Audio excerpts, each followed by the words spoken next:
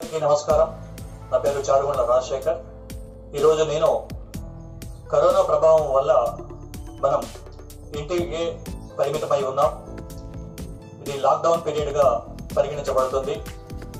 అయితే లాక్డౌన్ అనేది కేవలం మనం బయటికి రాకుండా మనం ఉండడానికి, ఇది సోషల్ డిస్టెన్స్ పాటించడానికి మాత్రమే ఈ కార్యక్రమం ప్రభుత్వం చేత నిర్దేశించబడింది.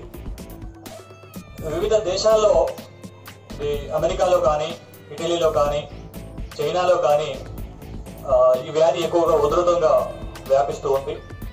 ఒక అదృష్టమైన విషయం ఏంటంటే, ఆ దేశాలతో పోల్చుకుంటే మన దేశంలో ఈ వ్యాధి యొక్క వ్యాప్తి చాలా తక్కువ అని చెప్పవచ్చు.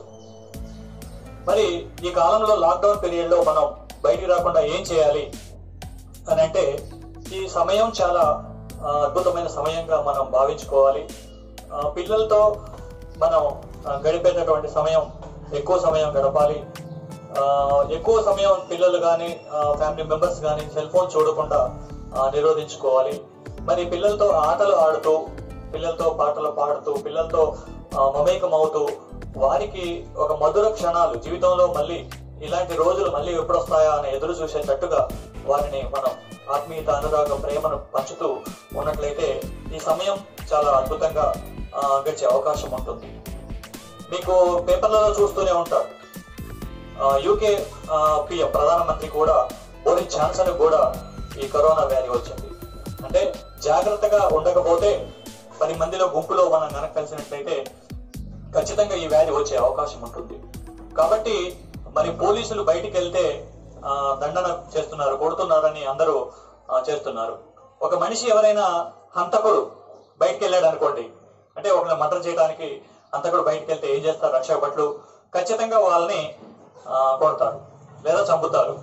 మరి అలాంటిదే కరోనా వలన ఒక మనిషి బయటికి వెళ్ళి వేరే వాడిని చంపుతాను అనంటే, జబ్బును అంటిస్తాను అనంటే ఖచ్చితంగా వాళ్ళు కూడా కొడతారు. కాబట్టి వాళ్ళు చేసేటటువంటి కార్యక్రమం మంచిదే. కాబట్టి మనమే స్వీయ క్రమశిక్షణ పాటించి ఖచ్చితంగా గృహానికే పరిమితం కావాలి. మరి వివిధ దేశాల్లో ఎక్కువగా వ్యాప్తి అవుతుంది, మన దేశంలో ఎందుకు వ్యాప్తి కావట్లేదు అనే విషయం కూడా తెలుసుకోవాలి మనం. ఇతర దేశాల్లో ఉష్ణోగ్రత చాలా తక్కువగా 15-10 అట్లా ఉంటుంది. మన దేశానికి వచ్చినంత 28 degrees సెంటిగ్రేడ్ ఉంటుంది. కాబట్టి ఈ ఉష్ణోగ్రతకి కరోనా వ్యాప్తి చాలా తక్కువగా ఉంటుంది. కాబట్టి మన శుభ పరిణామం ఏంటంటే, వ్యాధి అంత తొందరగా వ్యాప్తి చెందదు ఈ ఉష్ణోగ్రతకి. కాబట్టి మనందరం ఏంటి అంటే, లాక్డౌన్ అనేది దేనికి అంటే, లాక్డౌన్ అనేది బయటికి రాకుండా, అందరితో కలవకుండా, సమూహంగా ఏర్పడకుండా ఉండటానికే. కానీ లాక్డౌన్ అనేది ఒక యోగా చేయడానికి లాక్డౌన్ కాదు, లేదా పొద్దునే ఉదయం లేచి ప్రాణాయామాలు చేయడానికి లాక్డౌన్ కాదు, ఆటలు ఆడటానికి ఇంట్లో లాక్డౌన్ కాదు, చక్కటి కథలు రాయటానికి లాక్డౌన్ కాదు, పిల్లలతో కథలు చెప్పి చదివించడానికి లాక్డౌన్ కాదు.